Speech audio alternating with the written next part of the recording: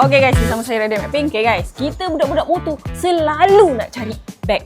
Beg untuk balik kampung, beg untuk ride Thailand. Lah, tiba. Kali ni, Pink nak tunjuk dekat korang satu beg ni yang memang best gila. Sebab apa dia best? Jom kita unboxing benda depan mata ni. Okay, so ni dia bagnya. Tada!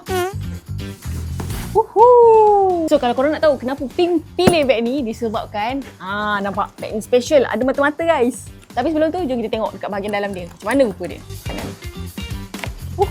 Besar Katanya boleh masuk satu helmet full face. Lepas tu kau tengok kompartmen dekat dalam dia. Boleh letak korang punya iPad ke. Rasanya MacBook boleh masuk. So ni bahagian belakang dia kalau korang tengok. Selesa lah, dia empuk.